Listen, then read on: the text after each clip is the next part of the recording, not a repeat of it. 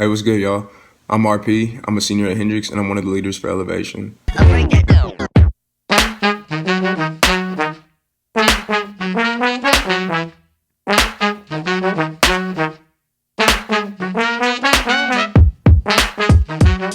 So today I just wanted to take some time to share with y'all what God's been teaching me.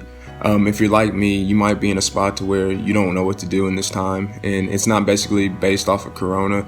It could be finances, it could be dealing with family, it could be relationships, any subject that might have you feeling stuck. And I just wanted to give some encouragement on what God's been teaching me about being in that situation.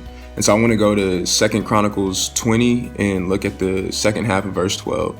And in this verse it says, "For we have no power to face this vast army that is attacking us. We do not know what to do, but our eyes are on you." We're not necessarily facing an army right now, but I know a lot of times it can feel like that when we're dealing with problems or when we're feeling stuck or when we don't know what to do.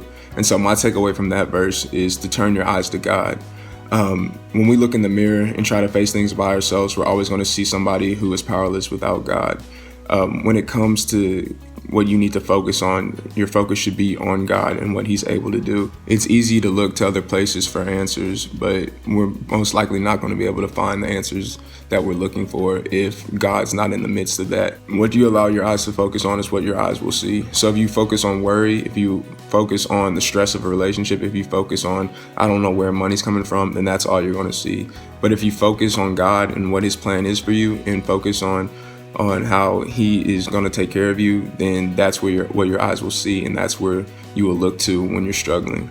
I kind of took away from this verse too, is just that sight without God is the same thing as being blind. Sight without God is the same thing as being blind. And going around blind is no way to be when it comes to walking out your faith. So the second verse I want to look at is verse 15. And the great thing about God is that He's a responsive God. Whenever we cry out to Him, He always gives us a response. It may not necessarily be the response we want, but He always hears us. So I want to read verse 15 for y'all. And I want to read the second half of it where He answers, "This is what the Lord says to you. Do not be afraid or discouraged because of this vast army, for the battle is not yours, but is God." So when you don't know what to do, remember that God is in control. God never told us to have all the answers. He never told us to know what to do in every situation. But He did tell us to trust in Him and to follow Him because He is the one who does know what to do. He is the one who does have the answers. And even though we may not know what His plan is, we're still called to trust in Him. We're still called to remember that He's God on the throne. So whether it's Corona, family drama, finances, anything that you're going through, just remember what these verses have to say to us, and that's keep your eyes on God because He's always going to be what you need to focus on, and then remember that He's in control. We don't have to be the one in the driver's seat because looking to Him is really the only answer we have for knowing what to do. Appreciate y'all listening, and see y'all soon.